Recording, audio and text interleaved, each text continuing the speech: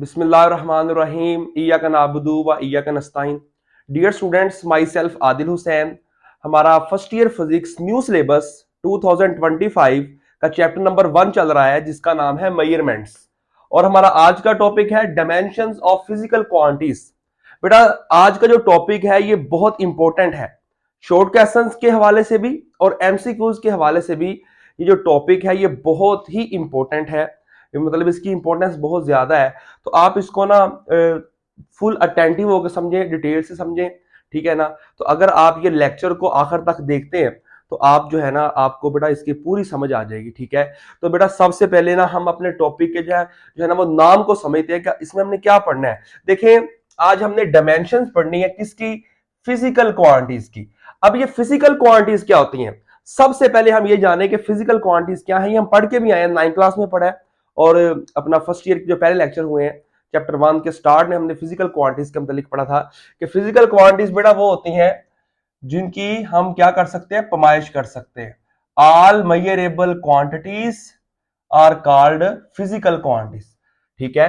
तो अब फिजिकल जो क्वांटिटीज होती है ना बेटा, फॉर एग्जांपल लेंथ ही ले ले, उसका मेजर कर सकते हैं। देखिए आपने किस चीज की लेंथ मालूम किया, फॉर एग्जांपल 20 मीटर, ठीक है। तो अब ये जो 20 है ना, ये उसकी है क्वांटिटी। मतलब फिजिकल क्वांटिटी के अंदर दो चीजें होती हैं, एक होती है उसकी क्वांटिटी यानी कि मकदार, ठीक है, यहां लिख लें। एक तो इसकी है बेटा आपके पास क्वांटिटी,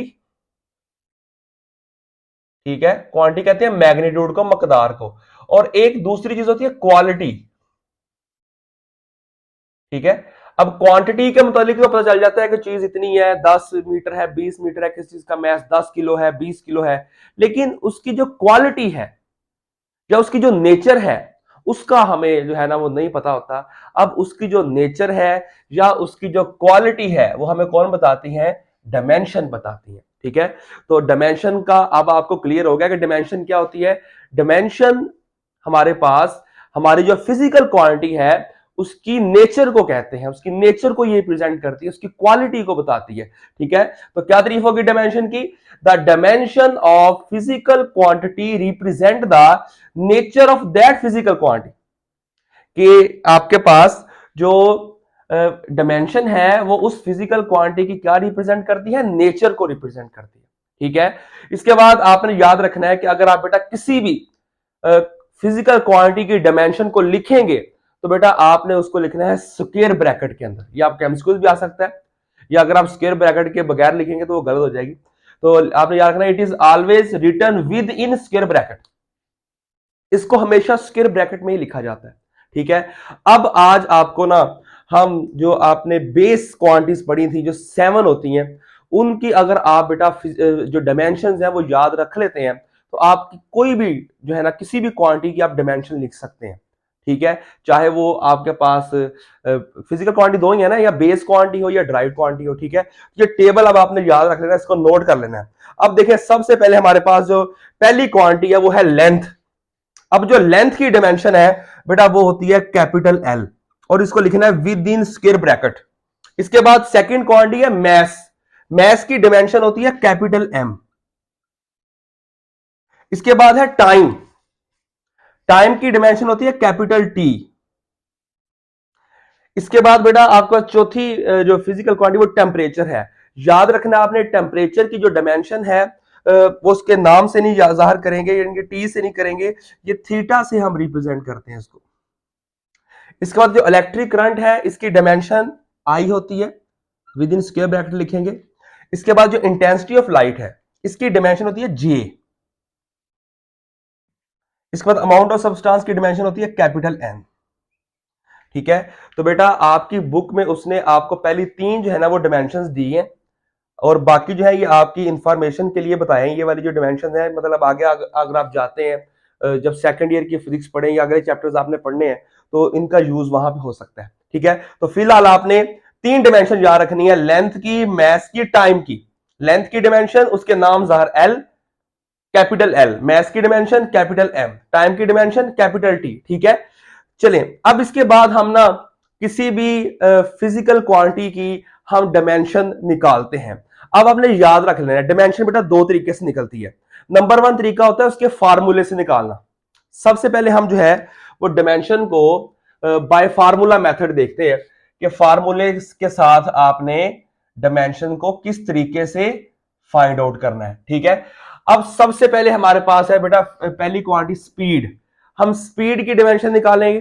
ठीक है, फिर इसके बाद एक्सेलरेशन की, फिर फोर्स की। तो पहले स्पीड की निकालें। तो आपने स्पीड का फार्मूला पढ़ा है अपने 9 क्लास के अंदर, या जो प्रीवियस आप पढ़ के आ रहे हैं 9-10 क्लास के अंदर, क्या है फार्मूला आप बताएं जरा अगर आपके ज़हन में है तो। ठीक है, तो यहां पे लिख देते हैं स्पीड जो है वो क्या होती है, distance over time, distance over time, the distance cover by body unit time is called speed. अब आप यहां पे देखें कि अब आपने यहां पे इन दोनों की डिमेंशन लिखनी है। लिखनी कहां से है, यहां से देख। ठीक है, तो यहां से देख के लिखें आप जरा। देखिए डिस्टेंस जो है ना, डिस्टेंस ये लेंथ होती है। डिस्टेंस क्या होती है, लेंथ। और टाइम तो वैसे लिख लें, टाइम नीचे। अब आप जरा यहां पे देखें कि लेंथ की डिमेंशन क्या है। यहां पे टेबल में देखें लेंथ की डिमेंशन क्या है, कैपिटल एल। ठीक है, तो यहां पे आप लिखें G capital L within square bracket, और टाइम की डिमेंशन क्या है, टेबल में देख लें कैपिटल टी। तो ये जो टी है ये नीचे है, डिवीजन में ऊपर जाके तो पावर इसकी हो जाएगी माइनस।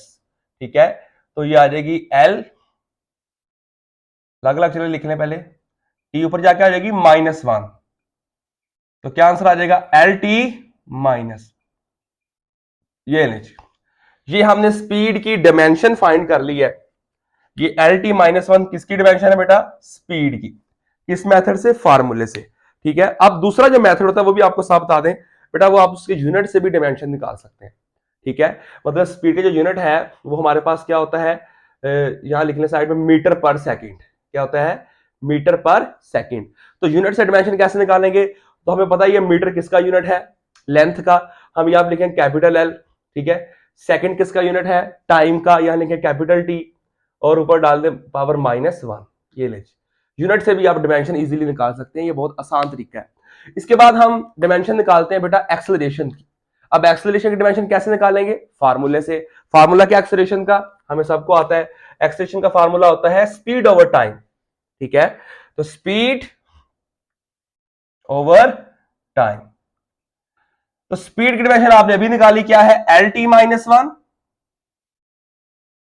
और टाइम की डिमेंशन कैपिटल टी, तो एल टी -1, और टी ऊपर जाके आ जाएगा, ये -1 हो जाएगी पावर। ठीक है, तो acceleration is equal to L, basis same हो तो पावर ऐड हो जाती है, टी -1, तो क्या आ जाएगा फिर आंसर इसका, एल टी -2। एक्सेलरेशन की डिमेंशन क्या आ गई हमारे पास, एल टी -2। इसके बाद फोर्स की डिमेंशन निकालें। फोर्स की डिमेंशन कैसे निकालेंगे, फोर्स के फार्मूले से निकालेंगे। तो क्या होता है फोर्स का फार्मूला, फोर्स का फार्मूला हमारे पास होता है F is equal to M A. ठीक है, अब मैस की डिमेंशन क्या होती है, यहां से देखें मैस की डिमेंशन होती है कैपिटल एम, यहां लिखें कैपिटल एम, और एक्सेलरेशन की आपने अभी ऊपर निकाली क्या, एल टी -2। तो क्या इसका आंसर आ जाएगा, मल्टीप्लाई करके एम एल टी -2। तो ये हमारे पास किसकी डिमेंशन आ गई है जी, फोर्स की डिमेंशन आ गई। ठीक है, तो बेटा आप किसी भी फार्मूले की हेल्प से, या आप कोई भी किसी फिजिकल क्वांटिटी का जो फार्मूला है उसकी हेल्प से आप उसकी डिमेंशन को इजीली निकाल सकते हैं, या उसके यूनिट से निकाल सकते हैं। बस ये आपने टेबल याद रखना है। ठीक है, इसके बाद आपने कुछ एमसीक्यूज भी याद रखने हैं कि जो डिमेंशन होती है ना, डिमेंशन वो असल में उसकी ये वाली फॉर्म होती है, एम एल टी। इसकी पावर लिख लें ए बी सी। ठीक है, ए बी और सी, ये वाली एम एल टी होती है डिमेंशन, एम एल टी। अब अगर हम स्पीड केस में देखें तो एल की पावर यहां पे है 1, कितनी है, 1। अब यहां पे एम नहीं है, तो एम यहां पे आपके पास इस केस में क्या होगा, एम की किसी भी नंबर की पावर 0 जो है वो आपकी 1 होती है, एम की पावर 0। ठीक है, एल, अब बी यहां पे कितनी पावर है एल की, 1, और टी सी कितनी पावर है, -1, टी आ जाएगा जी -1। तो हम ये इस तरह में लिख सकते हैं स्पीड की डिमेंशन के 0, 1 और -1। ठीक है, इस तरह एक्सप्रेशन ले सकते हैं। एक्सप्रेशन क्या लिखेंगे, यहाँ पे m नहीं है तो हम यहाँ इसको लिखेंगे m की पावर जो है ये 0 है, और l की पावर कितनी है 1, और t की पावर -2 लिखेंगे 0 1 -2। ठीक है, तो ये आपकी ना बुक में उसने साइड पे मेंशन किया है। इस तरह हम फोर्स लिख सकते हैं। आप देखें, अब यहाँ पे m की कितनी पावर है 1, डायमेंशन उसकी पावर ही होती है असल में।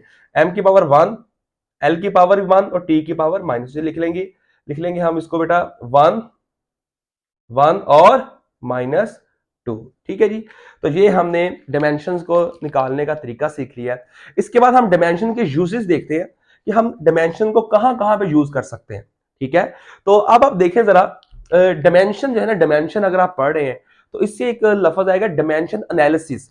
डायमेंशन एनालिसिस कौन सा मेथड होगा जिसके अंदर हम डायमेंशंस वाला तरीका यूज करेंगे। ठीक है, तो क्या तारीफ होगी डायमेंशन एनालिसिस की, the using the method of dimension. The using the method of dimension is called dimension analysis। ठीक है, तो हम डायमेंशन एनालिसिस की हमने पहले तारीफ पढ़ ली। आगे इसके दो यूजेस हैं जो आपने याद रखने हैं बेटा। पहला जो यूज है वो है होमोजेनिटी ऑफ फिजिकल इक्वेशन।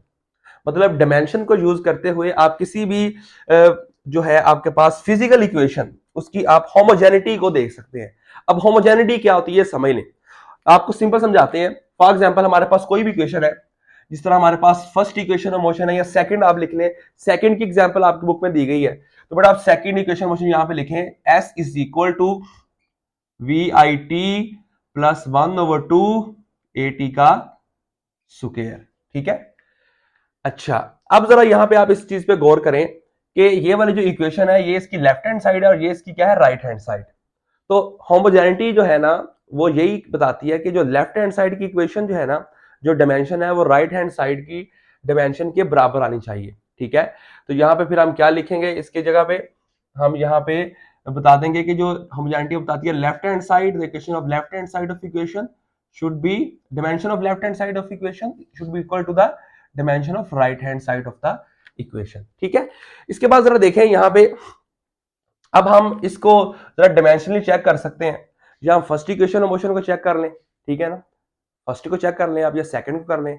आपने बस ये याद रखना है कि आप इसको किस तरीके से देख सकते हैं। ठीक है, तो आप फर्स्ट इक्वेशन को चले चेक कर लें। फर्स्ट इक्वेशन जो आपको इजीली समझ आ जाएगी, जो फर्स्ट इक्वेशन ऑफ मोशन है ना, तो V F is equal to V I plus A T. ये ले जी, अब ये फर्स्ट इक्वेशन ऑफ मोशन है, तो आप इसकी होमोजेनिटी को चेक करें। होमोजेनिटी जो है इसकी, उसको देखें तो आप इसकी लेफ्ट हैंड साइड की डायमेंशन निकालें।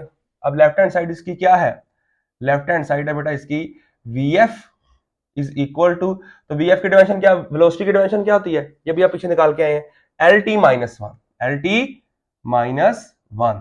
ठीक है, अब आप इसके लिए राइट हैंड साइड क्या है इसकी vi प्लस ए टी। ठीक है, तो अब आप देखें vi की v की डायमेंशन क्या है lt माइनस वन। ठीक है, प्लस एक्सेलरेशन की डायमेंशन होती है lt माइनस टू, और t आ जाएगा आपके पास, t की डायमेंशन कैपिटल T। ठीक है, तो ये आपके पास आ जाएगा बेटा lt माइनस वन प्लस ये हो जाएगा आपके पास G L T minus two, ये बेसिस सेम पावर ऐड हो जाएगी, plus one L T minus one plus इसका आंसर क्या आ जाएगा एल टी माइनस वन। तो ये एल टी माइनस वन और एल टी माइनस कितने हो जाएंगे, two L T minus one, two L T minus one. तो ये हमारी क्या आ जाएगी राइट हैंड साइड। तो अगर आप यहां पे देखें कि जो लेफ्ट हैंड साइड है उसकी डायमेंशन क्या आई है L T minus one, right की क्या आई है टू एल टी माइनस वन। यहाँ पे जो टू है ये कॉन्स्टेंट है। अब टू जो कॉन्स्टेंट है हमें कोई इंफॉर्मेशन नहीं दे रहा है। अगर हम इस टू कॉन्स्टेंट जो है इसकी यहाँ पे कोई वैल्यू नहीं है। अगर हम डायमेंशन, हमने डायमेंशनली बताया, हमने कहा डायमेंशनली जो है ना वो लेफ्ट हैंड साइड की जो डायमेंशन है वो राइट हैंड साइड के बराबर है। तो लेफ्ट हैंड साइड की डायमेंशन क्या थी एल टी माइनस वन, और राइट हैंड साइड की क्या आई है एल टी माइनस वन। टू साथ कॉन्स्टेंट है, देखिए दोनों बराबर आ गई है। ये है आपकी होमोजेनिटी ऑफ फिजिकल की। क्या तारीफ होगी इसकी, द करेक्टनेस, क्या लिखी थी देखिए जरा गौर से, the correctness of an equation can be checked by showing the dimensions of quantities on both side, on क्या है both side, left hand side और right hand side equation are same. Dimension of quantities, dimension लिखा है, ठीक है, dimension same आनी चाहिए, ठीक है। इसके बाद बेटा लास्ट पे इसका यूजेस है डेरिवेशन ऑफ अ फार्मूला। आपके पास कोई भी फार्मूला आपने बनाना है, उसकी डेरिवेशन भी आप डायमेंशंस को यूज करते हुए बना सकते हैं। जिस तरह आपके पास फार्मूला है टाइम पीरियड का, T is equal to 2πL/G, ठीक है। या आपके पास फार्मूला है सेंट्रीपिटल फोर्स का, F is equal to mv²/r, ठीक है। तो ये दो आपके पास फार्मूले हैं। तो ये वाले जो फार्मूले हैं इनकी एग्जांपल्स हैं आपके न्यूमेरिकल्स में, तो वहां पे आप इनको देखेंगे। तो वो आप देख लें, वो क्या कहता है, कहता है it can be use to drive a possible formula for a physical quantity. अब टाइम फिजिकल क्वांटिटी है, टाइम पीरियड, तो उसका पॉसिबल फार्मूला बना सकते हैं by correct estimation of various factors on which the quantity depends.